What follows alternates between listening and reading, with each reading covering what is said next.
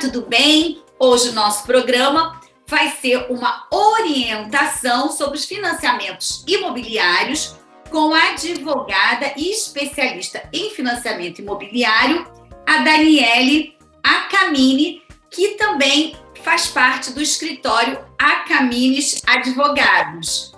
Muito obrigada por ter aceito o convite, Daniele.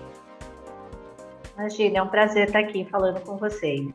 Então, conta pra gente, estamos curiosos, porque a Selic já vem aumentando desde março, e qual o impacto disso no financiamento da casa própria? Porque a gente sabe que com a pandemia, até a gente achou no início, todo mundo ficou um pouco assustado, mas o mercado imobiliário vem se destacando, né, em meio à crise que a gente está vivendo aí com a Covid. Bom, a gente já esperava, né, que o mercado imobiliário não fosse reagir dessa forma, mas foi o oposto, né? O PIB do mercado imobiliário subiu bastante nesse terceiro trimestre em comparação ao PIB em geral. E, assim, a Selic, ela é um termômetro da taxa de juros. Então, subindo a Selic, aumenta a taxa de juros de um todo e principalmente a taxa de juros do financiamento imobiliário. A gente fez aí algumas contas para dar até, assim, para dar mais clareza para o cliente, para ele entender como isso reflete num financiamento. A gente pegou uma taxa de juros média do financiamento de junho de 21 e agora a taxa desse mês recente com esse último aumento da Selic. Em junho de 2021, a taxa média do financiamento imobiliário ela estava entre 6,5% e 7%. Hoje, agora, né, no mês de setembro, né, que o mês de outubro começou agora. No mês de setembro, essa taxa média, ela vai de 8% a 9%. O que isso reflete no bolso do cliente? Porque a gente fala em números assim, né, que chega a ficar muito difícil. O que isso reflete no bolso do cliente? O cliente que fez um financiamento lá atrás, um financiamento de 500 mil pela SAC para pagar em 360 meses, ele contratava esse financiamento com uma parcela de R$ 4.022. Se ele pega esse mesmo financiamento hoje, ele chega a pagar R$ 4.754. Então, a gente está falando aí de uma diferença de R$ 700 a mais na primeira parcela do financiamento. Isso significa, né, que no final do período, ele vai pagar, somando todas as parcelas que ele tenha pagado do financiamento, se ele não fizer nenhuma amortização extraordinária, ele vai pagar R$ 132 mil a mais no final do prazo. É esse o impacto que a Selic tem no bolso dele num período de tempo muito curto, né? A gente está falando de junho para cá. E reflete na renda também. Para contratar aquele financiamento. Desculpa, acabei de interromper, porque, consequentemente, a capacidade de renda vai ter que ser maior, correto? Exatamente. Porque para tomar um financiamento, o banco vai comprometer ali, no máximo, 30% da renda do cliente. Lá atrás, para tomar esse financiamento, o cliente ele tinha que ter uma renda de mais ou menos uns R$ 13.400. Hoje, para tomar esse mesmo financiamento, ele já precisa ter quase 16 mil de renda. Isso quer dizer que fica muito mais difícil do cliente conseguir esse financiamento hoje do que ele teria lá atrás, né? E o que acontece? Com a perspectiva da Selic continuar subindo no longo prazo, vai ficando cada vez mais difícil ele conseguir o crédito que ele necessita. Ou então ele vai ter que se contentar com um financiamento menor e, consequentemente, com um imóvel mais barato também, né?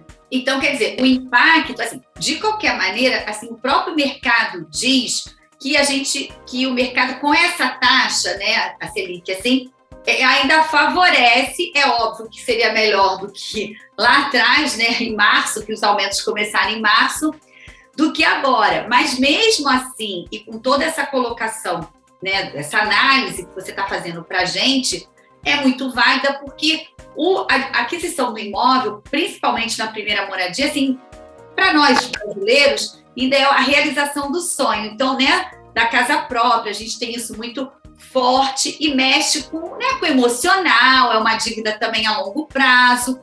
E aí eu queria aproveitar você aqui, assim, para nos orientar. Vamos lá, você falou do SAC, que é o sistema de amortização constante, né? Como funciona isso? Parece que a prestação, ele começa com a prestação seria um pouco mais elevada e ela vai ao longo caindo.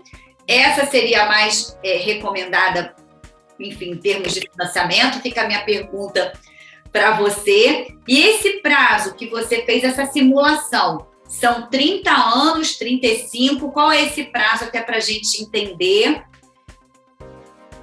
Bom, esse é pela SAC, né, que é o Sistema de Amortização Constante, que ele começa maior e vai decaindo mês a mês. Como todo mês você amortiza, você paga o valor da sua dívida, essa prestação ela vai decaindo. Alguns bancos também trabalham com a Price, que você vai ver alguns contratos como TP, sim, né, tabela Price, que ela é constante. Todo mês você vai pagar o mesmo valor, desde que não tenha nenhum índice de correção lá, desde que não tenha variação pela TR, pelo IPCA.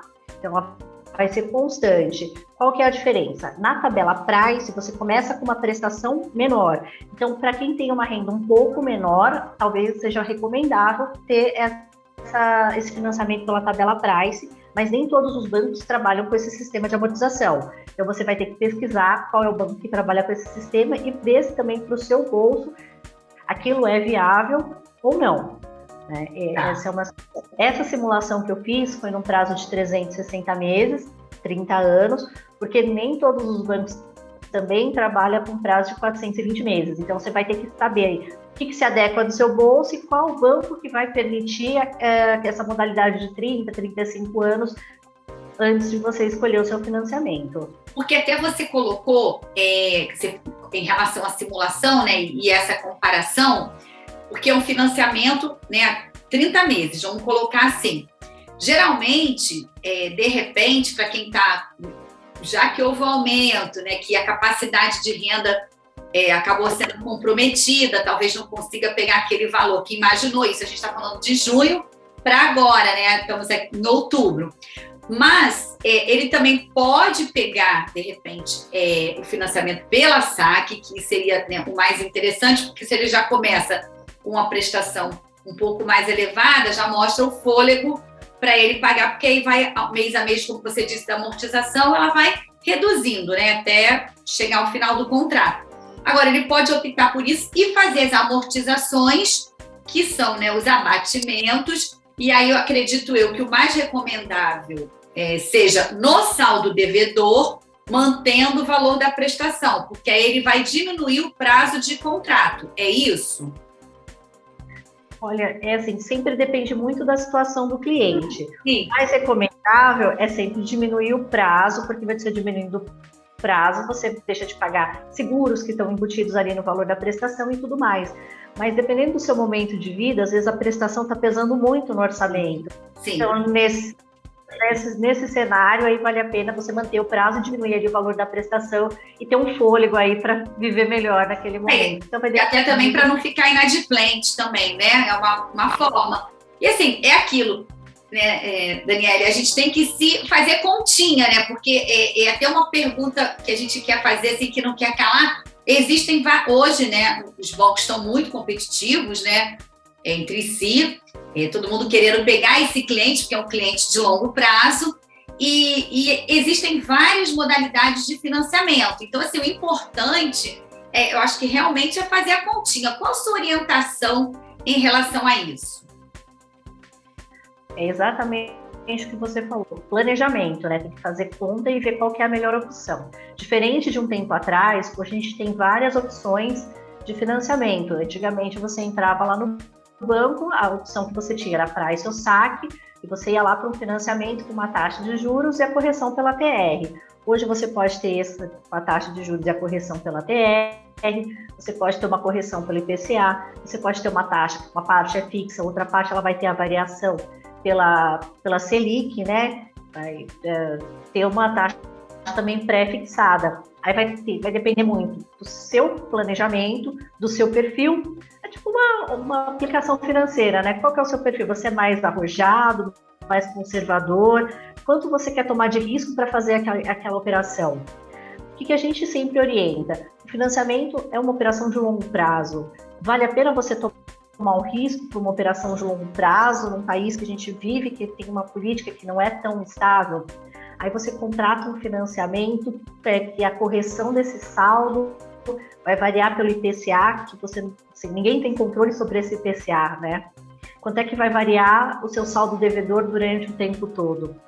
Então, é fazer conta, porque você deixar se atrair única e exclusivamente pela simulação que você tem, você pode se enganar. Quando a gente faz a simulação, por exemplo, quando a gente pega a simulação pelo IPCA, o simulador ele não vai levar em consideração a variação da correção, porque ele não tem como fazer essa previsão no longo prazo. Lógico. Então já já causa essa, né, vamos dizer assim, uma angústia, porque você, no momento, você sabe que é isso.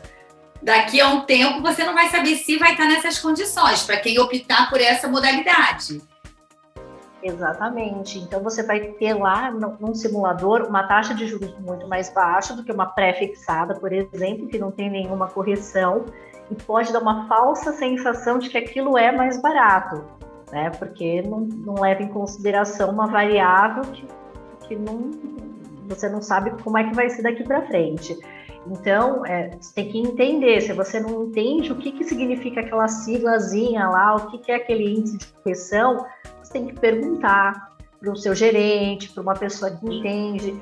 Não simplesmente olhar lá e falar, ó, esse daqui tem uma prestação menor, vou fazer esse. É principalmente fazer conta, e se você não entender o que significa aquilo, perguntar e ir atrás de informação para você não correr o risco de fechar um financiamento por um índice e depois você não vai conseguir pagar, vai ficar inadimplente e corre o risco de perder o seu imóvel. Até porque você tocou num assunto também muito importante, quer dizer, hoje em dia, se você fica inadimplente aí por 3 meses, como a garantia, vamos chamar assim, né, é alienação fiduciária, então o banco retoma, né, o seu imóvel mais rapidamente, não é isso? Exatamente. O procedimento hoje da retomada do imóvel, ele é totalmente extrajudicial, né? Então, você deixou de pagar, o banco vai lá, notifica, se você não purga mora, né, que é o termo que se usa, ele retoma o seu imóvel via leilão. Então, você deixou de pagar, não tem o procedimento que tinha antes na hipoteca, que tinha que ir para o judicial, e levava um tempão para fazer essa retomada. Então, isso é muito rápido. Então, é bom, assim, prestar atenção nesses detalhes. Por exemplo, no financiamento do segmento econômico, que era assistido pelo antigo Minha Casa e Minha Vida e hoje é o Casa Verde e Amarela, ali os juros já são meio praticamente definidos, né? É o percentual de juros de acordo com a faixa de renda mais a variação da TR. Então, vamos dizer assim, esse seria o mais conservador. É isso? É isso mesmo. E esse é um ponto importante também. Porque, assim, muitas vezes o cliente vai e fala assim, vou fazer pelo Casa Verde e Amarelo porque é um programa de governo, então a taxa de juros é mais barata. Mas não é uma verdade absoluta, porque dependendo do perfil de renda do cliente, se ele tiver lá no perfil de renda mais alto, existe uma possibilidade, dependendo do banco que ele escolher, a taxa de juros está muito equiparado e o financiamento dele acabar saindo mais barato num SFH que não é no programa de governo. Então ele tem que comparar e fazer sempre contas para ver qual que é a melhor opção para ele. Até porque no sistema financeiro de habitação, né, que é o SFH, ele, por exemplo, os juros também, se ele for pelo lado conservador, é limitado a 12% ao ano, mais TR, e a gente sabe que as taxas estão mais em conta. Já do Casa Verde e Amarelo, o grande atrativo também é o subsídio, que é limitado a 47.500, mas significa que quanto menor a renda, maior o subsídio. Então, mesmo ele não tendo subsídio, com uma renda maior, mas optando por uma taxa de juros que é acessível, ele acaba fazendo um bom negócio, mesmo sem ser no programa. É isso? É isso, porque assim, a gente tem que lembrar que o subsídio existe, mas não é para todo mundo. É para uma faixa pública para que tenha renda até R$4.000. E quanto maior a renda, menor o subsídio. Então, não é para todo mundo. Quer dizer, é aquilo mesmo, né? Aquela coisa de fazer a continha, parar e pesquisar. E o que você sinalizou, é importante, às vezes, siglazinhas que a gente não conhece, tirar todas as dúvidas. Porque também tem um outro detalhe. Já que a competição dos bancos está tão acirrada, o relacionamento também acaba influenciando na minha taxa de juros, né? Lá da instituição financeira que eu sou correntista. Então, isso também é outro fator que quem está procurando um imóvel financiado deve levar em consideração, não é, Daniele? Correto, porque assim, né, o cliente que vai fazer o financiamento com o banco, ele é um ótimo cliente para esse banco, ele vai ficar lá naquele banco. Muitas vezes esse financiamento não é quitado em 30 anos, ele é quitado antes, Sim. mas ele vai ficar muito tempo dentro daquela instituição. E ele geralmente não fica só com esse produto de crédito imobiliário, ele acaba adquirindo outros produtos também. E aí acaba, quer dizer, fazendo a diferença, de repente, do banco, né, querer também oferecer uma taxa mais vantajosa para ele permanecer, né, e não mudar. E uma outra coisa para a gente passar para um outro tema que eu queria aproveitar também que você está aqui, falar um pouquinho do distrato, mas antes disso eu queria falar assim, a portabilidade, né, de crédito imobiliário. A gente conviveu muito com a portabilidade, né, telefônica, mas a do crédito imobiliário vem crescendo. Isso é vantagem, fazer a portabilidade, na sua opinião, né, que atua nessa área fortemente, é vantajosa? Ainda é. Já foi muito melhor, né? Porque a gente tinha taxa de juros menor, mas ainda é vantagem. A gente teve um período, 2014, 2015, até 2016, que a taxa de juros ela estava em 2 dígitos, né? Ou seja, acima de 10%. Hoje a gente está com a taxa até 8,99%.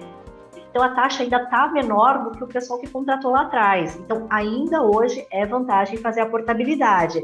Se a taxa Selic continuar a subir, a taxa do financiamento imobiliário continuar a subir também, pode ser que para o futuro deixe de ser vantagem. Mas hoje ainda é vantagem para quem contratou lá atrás com uma taxa de 2 dígitos. Tá, eu queria saber mais detalhes. O assunto, o tema é tão assim, importante que a gente está chegando ao finalzinho do primeiro bloco, mas eu queria falar também, além da taxa de juros, na portabilidade, existem outras coisas que o mutuário, ou enfim, vamos chamar, mutuário é coisa antiga, mas quem tem o detentor de um financiamento tem que pagar também na hora da portabilidade. Eu queria que você explicasse isso no próximo bloco, pode ser? Fique aí que a gente já volta.